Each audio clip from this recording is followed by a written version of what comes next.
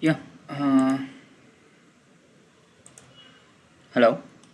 So here, as per your requirement, so you needed a to and fro motion, and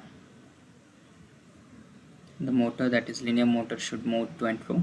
So that we have generated here. So with respect to that, if you want the graph should be added, what you can do is you can simply select the plot. From there, I'll select the linear displacement and overall magnitude I need with respect to this motor. Once I click OK, it's gonna generate it. So this is the displacement, that is 1400 linear displacement. Okay, with respect to that motor, the speed might vary. So as you could see here, if I just run this one now, the speed is varying, right? So for that, so again, if you want the other graphs also, that is also possible. So let's say I want linear velocity. You can select that magnitude, and the motor you can define that you can have. The linear velocity is 400 mm per second. And how to generate this? To do this, you can simply right click and you can create a new study here. Let's say I want to add a linear motor which should have both to and fro moment. You can select this motor tab from here, switch to motor study, and select the any edge of the component which you want to move. So they should be reversed, that side I need to move, reverse the direction. Okay, and here instead of constant speed you can utilize the distance. Okay, you can specify 1000 mm distance, and then again you can create one more study of 1000 mm distance that will take the distance. Okay, and here you can define the constant speed if you want, that you already know. Oscillating moments, so if you have the complex shapes and all over there, it requires oscillating moment, that is frequency kind of things.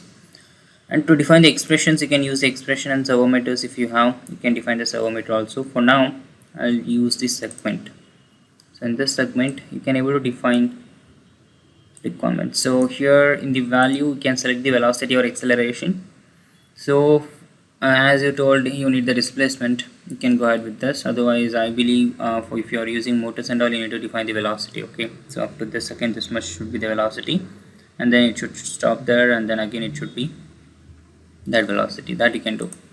So I'll define displacement for now. So here I'll add a row from 0 to 5 seconds. I'll mention it should move 1000 millimeter. Okay, the movement should be linear, and there are so many options are there, that is polynomial and sine, cosine, and cubic, and half cosine. How to use these and all things will be covered in motion studies. So if you want the training on that, you can talk to our manager so that you can learn these all the stuffs. So for now I'll just have this linear, and here from 6 to 10 for 11 seconds I'll have minus 1000, so it should come to its original location with linear segment. Okay,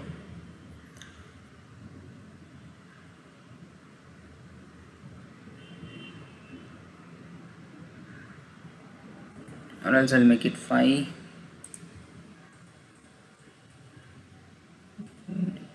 There should be 10 for me. Okay, and now if you add the extra rows, you can simply delete that row and simply click on OK, and I'll simply switch to motion studies here, and I'll set my time frame to 10 seconds. Okay, up to 10 seconds. If you increase your time frame, it will keep on just giving the animation. You need to remember up to whatever the time you have selected, after that only you need to add your time frame. I'll click on calculate, it's gonna give that calculation, and if you animate that, you're gonna have the same thing.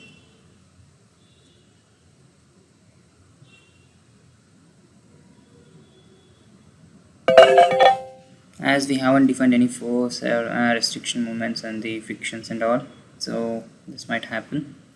Even the force, the torque will be 0 for this.